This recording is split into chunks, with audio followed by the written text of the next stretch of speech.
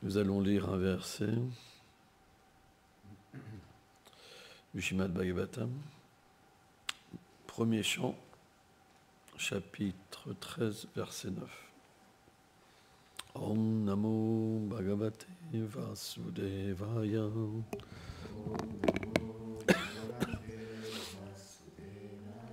Om Namo Bhagavate Vasudevaya.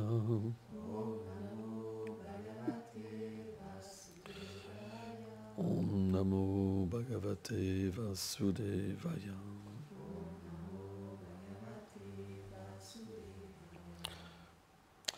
Kayam Vityam Bhartitam Vas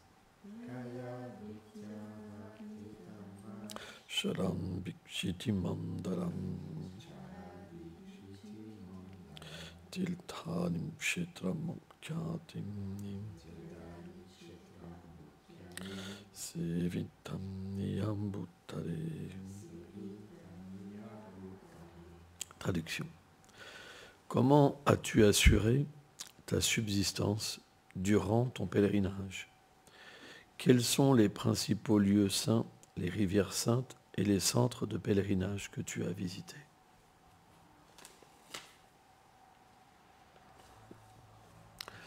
Omaganati Milandasya Ganam Jalam Shalakaya Shakshur Melitam Janatasme Shigulavenama Namam Vishnu Padaya Krishna Pestaya Bhutale Srimate Bhaktivedanta Swaminiti Namine Namaste Sarasvati Deve Kaulavani Plachaline Nilve Shesha Sunyavadi Plachacha Deshatarine.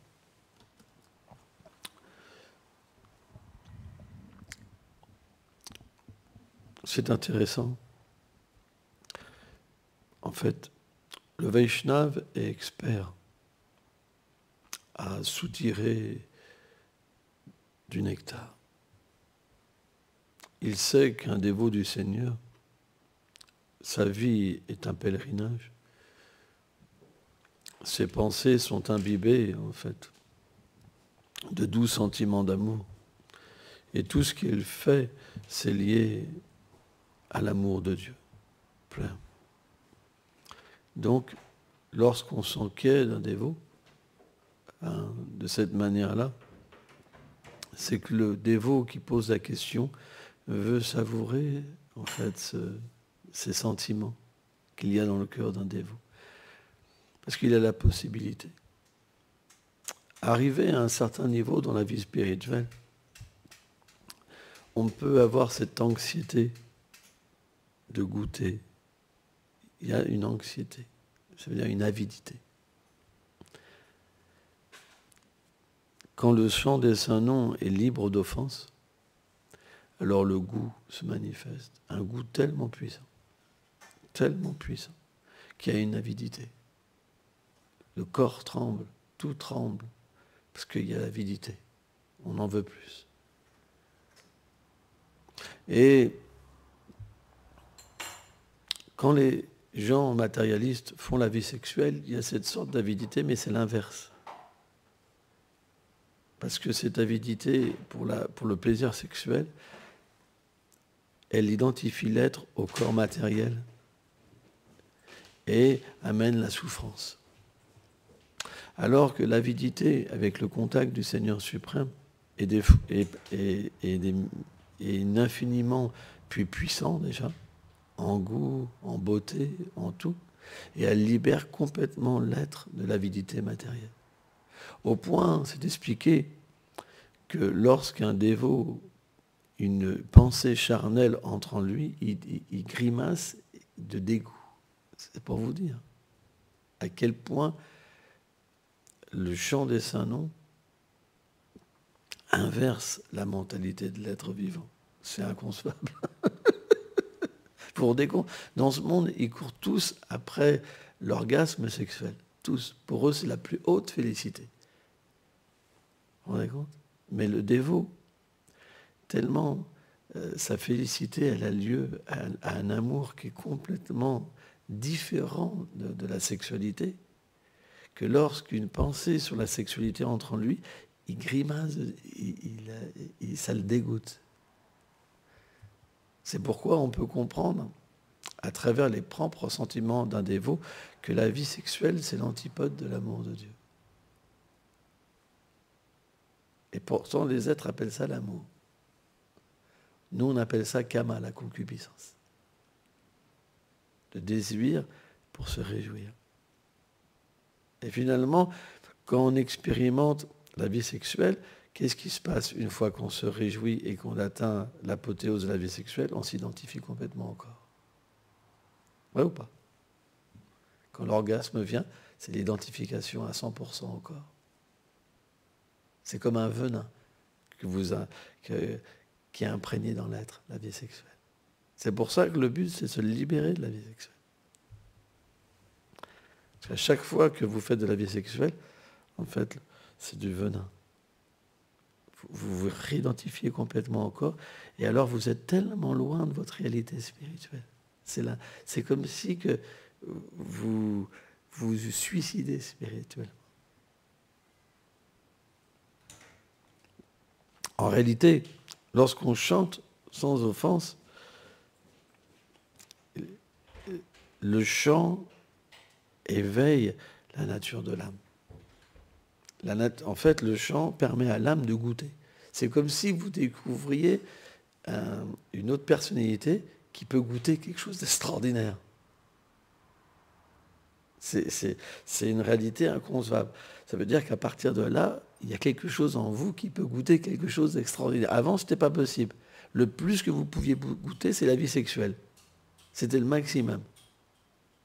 L'orgasme sexuel. Mais quand cette avidité spirituelle, elle vient, il y a une autre identité qui prend la place. Et elle peut goûter des milliards de fois plus de nectar. Et c'est quelque chose d'inconcevable. Et là, Haridas Thakur, il explique que quand ce goût vient, il faut méditer sur la forme du Seigneur suprême. Parce que même à ce niveau-là, la forme du Seigneur, elle ne se manifeste pas forcément encore à Ruchi. Et Haridas Thakur, il dit, alors à ce moment-là, il faut méditer sur la déité. C'est intéressant, hein? Et lorsqu'avec le goût, on médite sur la déité, qu'est-ce qui se passe? C'est que le Krishna, en fait, se révèle à travers la déité. Et il révèle tous ses attributs. Et automatiquement, qu'est-ce qui va se passer? Le goût est tellement encore plus fort qu'on fusionne. Le nom fusionne avec la forme et révèle la forme du Seigneur. Et naturellement, c'est à ce moment-là que le vrai rasa commence. Ça veut dire que les 12 sentiments d'amour vont commencer à venir avec le Seigneur suprême. Avant, c'était le goût. Et là, le sentiment d'amour, parce qu'on va commencer à s'éveiller à l'amour avec Krishna. Parce qu'on va commencer à développer des sentiments d'amour avec Krishna. Et ce qui est vraiment intéressant, c'est que, en fait, l'étape d'après, c'est les divertissements du Seigneur. Ashakti. À partir d'Ashakti, alors, par la méditation sur le son et la forme combinée, et les divertissements, en fait, viennent la méditation sur les divertissements du Seigneur suprême. Et c'est vraiment intéressant parce que l'humeur des déités, c'est très important. Parce que Haridas Thakur, il dit qu'on doit méditer sur les déités. Et les déités, en fait, elles révèlent en fait l'humeur de Vrindavan. Donc, la déité, dans un premier temps, on l'adore avec des gestes, parce qu'on n'a pas le mental pur, le cœur pur. Mais les acharyas expliquent une chose qui est très intéressante, c'est qu'on ne doit jamais adorer la déité sans la méditation. Ça veut dire que par la méditation sur la déité, vous entrez dans la demeure du Seigneur suprême. Un pujari qui est néophyte, il ne peut pas comprendre ça. C'est pour ça que même la méditation, c'est long, c'est barbant. Il sait faire que des gestes avec le corps. Mais dès qu'il devient un Madhya Madhikari, il y a les deux aspects. Il y a l'adoration externe et l'entrée à Vraj. Ça veut dire le sentiment vraiment et l'adoration intérieure avec des sentiments très élevés. Et à ce moment-là, la déité, elle dévoile au dévot, en fait, son sentiment intérieur, éternel, etc., etc. C'est très avancé. Mais le néophyte, lui, il ne peut pas comprendre. Il fait que des gestes. Vous comprenez? Parce qu'il n'a pas la possibilité de se projeter dans la réalité. C'est pour ça que les acharyas expliquent qu'on ne peut pas séparer les deux. S'il n'y a pas la méditation, c'est pas bon non plus. De la même manière, le chant, ce n'est pas juste l'écoute. Ça devrait être l'écoute plus la méditation. C'est ça le summum. C'est la méditation sur les divertissements du Seigneur suprême. Au début, il y a l'écoute, la méditation sur la forme. Quand le son et la forme font un, le rasa apparaît. Et après, le son, la forme et les divertissements apparaissent. Et la quatrième étape, bien sûr, c'est en fait quand le Saint-Nom révèle au dévot sa forme, son nom, son habit, son groupe, etc.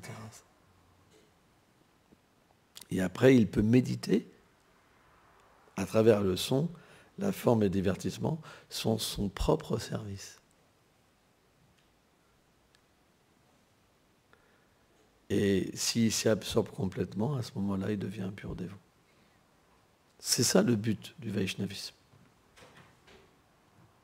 Il n'y a pas d'autre but. Avant, c'est dévot matérialiste. Vous comprenez? Il y a juste une identification avec une caste ou avec un mouvement. Je suis ceci, je suis cela, moi je ne servirai pas autre chose, je n'irai même pas dans d'autres temples. Ça, c'est pas la bhakti, la vraie bhakti. Ça. Notre but, il est bien plus élevé. Il n'est jamais trop tard. Il suffit de pas faire d'offense. Ça commence là. Haridas Thakur, il explique qu'on ne doit pas faire d'offense. Envers les Vaishnavas, envers les 10 offenses au Saint-Nom, les 32 offenses liées au service de dévotion. Si on évite ces offenses-là, on peut... Ruchi vient rapidement. Dès que les offenses sont plus faites, le goût vient. Pourquoi un dévot ne goûte pas? C'est parce qu'il offense. Il fait des offenses. Dès qu'il n'y a plus d'offense, dès que vous faites attention, le goût vient. C'est parti.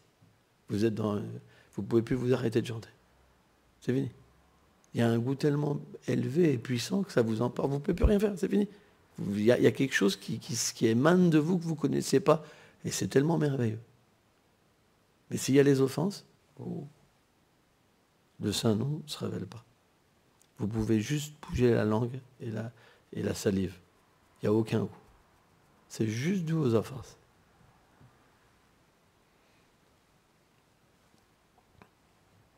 Et les Vaishnavas expliquent que si vous restez à ce niveau-là, vous ne pouvez pas entrer à Vrindavan. C'est pour ça, faites attention dans vos relations avec la déité, avec les Vaishnavas.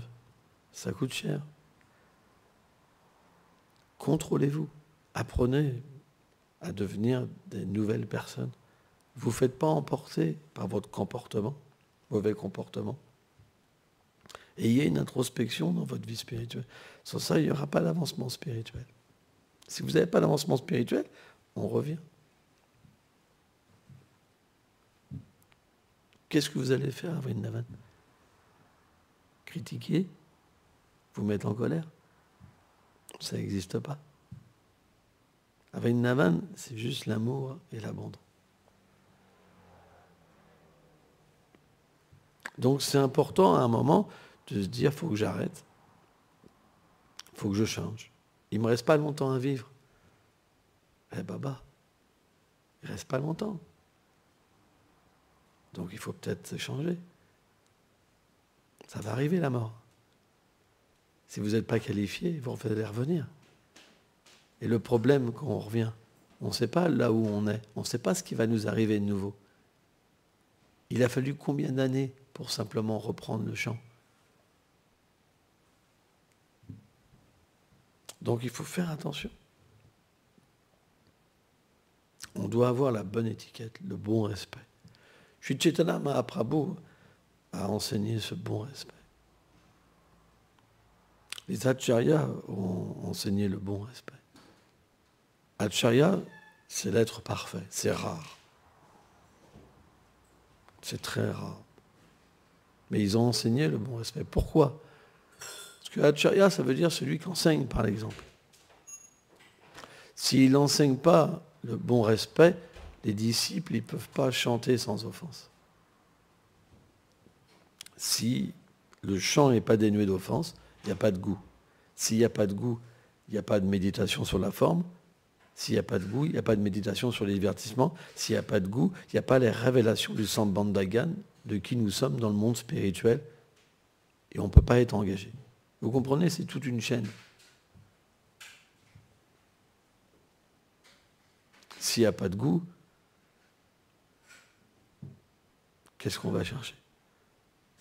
La position. On va chercher le respect. Au lieu de donner le bon respect, on va chercher le respect. Et là, on va souffrir. On sera toujours en conflit dans notre vie. On ne sera pas en paix. C'est pourquoi on devrait vraiment avoir de l'introspection dans notre vie. Souvent, je reviens là-dessus. Les dévots, en fait, souvent, ils vivent dans un train-train où il n'y a pas de goût, mais c'est pas grave. On essaie de trouver le goût dans le prashad, par exemple, dans autre chose, mais pas dans le saint, non. Vous comprenez? Mais notre but, il est plus élevé que ça. Il est vraiment plus élevé. Donc, c'est important de se poser des questions. Et pas suivre la masse. En général, c'est vrai, les dévots n'ont pas beaucoup de goût pour chanter, parce que beaucoup de dévots font des offenses. Mais ce n'est pas parce que la masse des dévots fait des offenses qu'on doit se maintenir dans ce niveau le plus bas.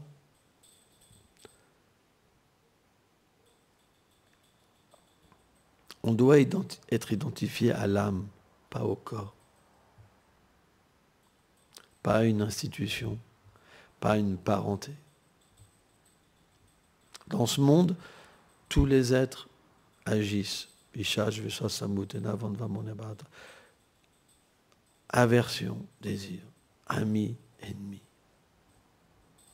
Si vous vous apparentez à ce monde matériel, vous allez prendre un parti.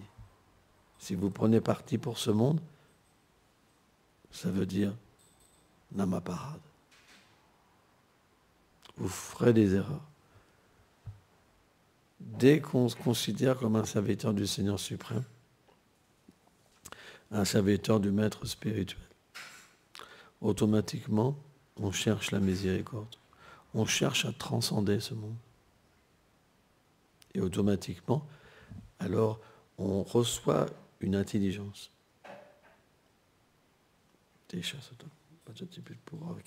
On reçoit l'intelligence du Seigneur suprême et on commence à comprendre comment se libérer des offenses. On devient alerte pour bien agir et pas perdre notre opportunité de progresser. On reçoit l'intelligence. Avant, on est livré à nous-mêmes un peu comme un foufou, quoi, comme un rhinocéros avec une grande corne en train de foncer dans tout et régler les choses par notre intelligence. Mais cette intelligence-là, elle est plus régie par l'ignorance et la passion. Or, quand on devient vraiment le serviteur de gourou, des Vaishnavas, on reçoit l'intelligence de Krishna.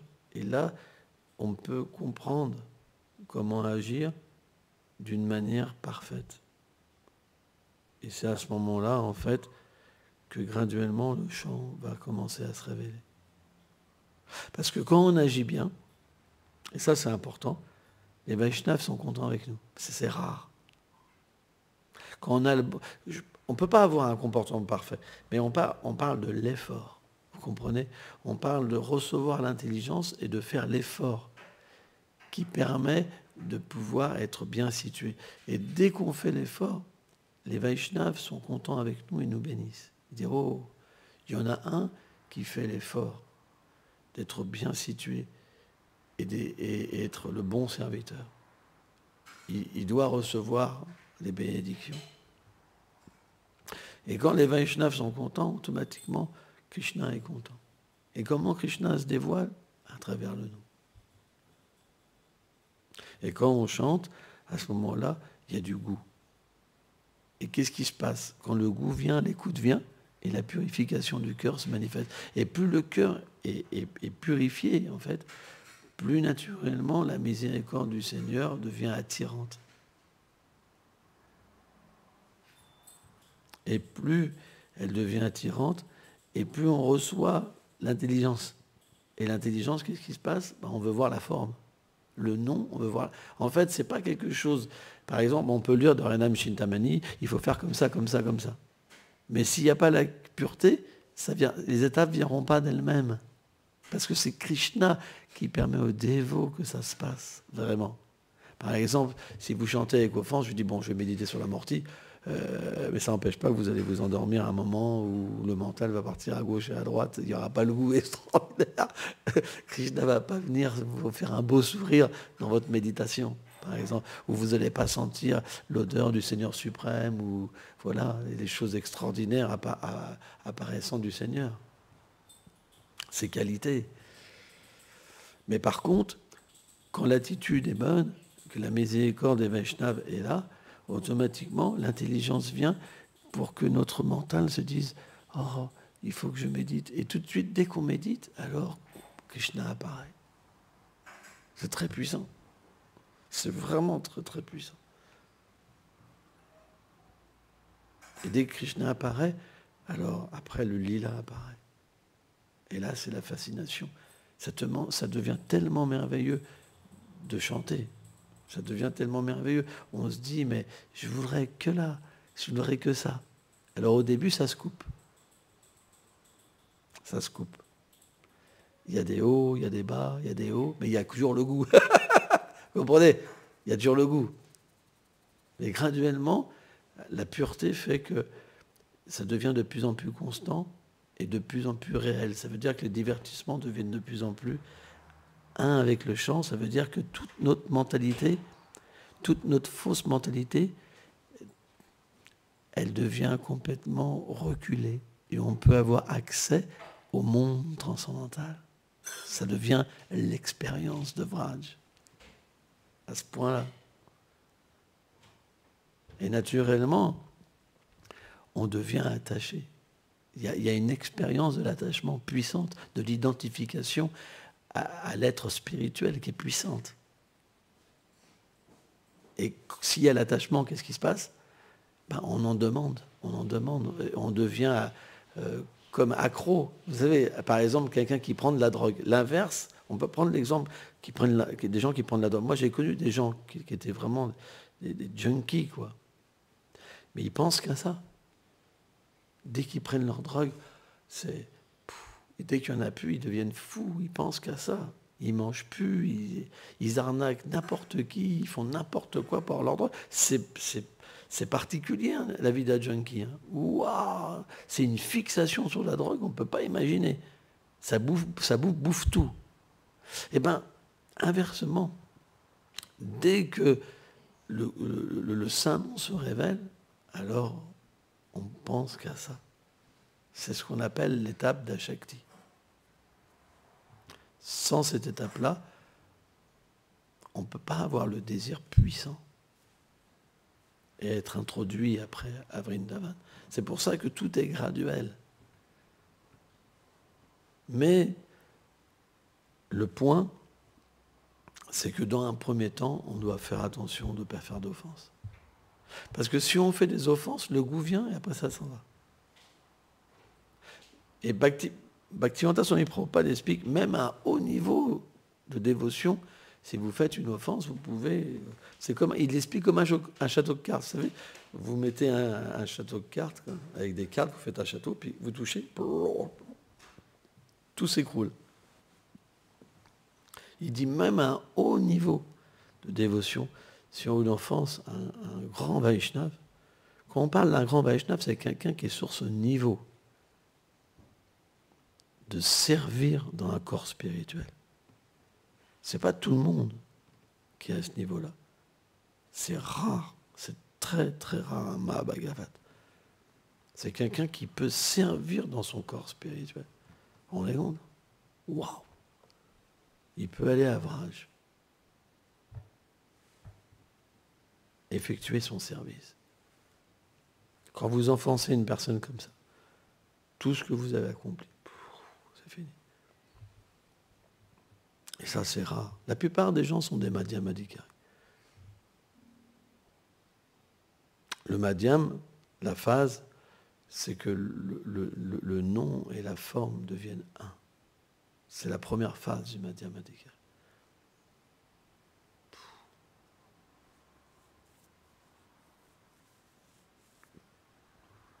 Quoi? Il y a une phase avant où l'écoute devient complètement claire et que le goût se manifeste.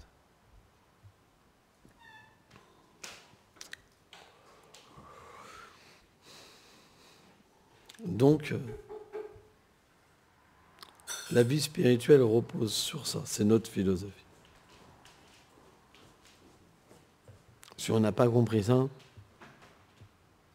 alors on n'a pas compris le fondement de l'enseignement de Bhaktivinoda Thakur. Parce que le véritable professeur sur le Saint-Nom, c'est Srila Haridas Thakur, Namacharya Haridas Thakur. En fait, le Seigneur Chaitanya Prabhu a doté différents dévots du Seigneur. Il les a mis en pouvoir pour expliquer certains aspects de sa philosophie. Et Haridas Thakur a été mis en pouvoir pour expliquer quelle est la pratique, la relation et le but du chant des saints. C'est pourquoi chacun peut avoir une théorie, mais nous nous basons sur Namacharya Haridas Thakur. Et Bhaktivinoda Thakur est le fondateur du mouvement moderne de Chaitanya Mahaprabhu. C'est lui le fondateur. On trouve toute notre origine en Bhaktivinoda Thakur. Tous. La philosophie, hein, la pratique, tout. C'est pourquoi on devrait étudier le Harinam Chintamani. C'est quelque chose qui est important. De comprendre déjà quelles sont les offenses, quel est ce développement dans l'amour de Dieu, comment ça se passe, comment on doit chanter, de quelle manière. C'est très important le Harinam Chintamani. C'est un des livres les plus importants. Parce que sans étudier le Harinam Chintamani, en plus c'est tout petit le Harinam Chintamani, c'est pas un gros livre, c'est tout petit, parce que il y a des versions, il y a des commentaires, mais le livre en lui-même, il est tout petit. Alors il n'est pas facile à comprendre s'il n'y a pas des commentaires quand même. Dans Radenem, il y a un site où on va sur Bhaktivinoda Thakur, il y a un... Alors je ne sais pas de qui les commentaires, parce qu'on ne s'est pas marqué, mais il y a un commentaire sur Harinam Chintamani qui est très bien, qui est simple et très bien. C'est quelqu'un d'ISKCON qui l'a fait. Je ne sais pas si c'est Japataka Swami, mais il est très bien. Et donc, je vous conseille de lire le Harinam Chintamani. Parce que dès qu'on lit le Harinam Chintamani, le goût pour le chant vient. On change notre conception, le rapport avec le Saint-Nom. C'est très important. Il faut lire sur le Saint-Nom. Si on veut comprendre notre relation avec le Saint-Nom, si on veut comprendre pourquoi on chante, il faut le lire. C'est très important. Voilà, c'est ce que je voulais dire aujourd'hui. Merci beaucoup. Gentil.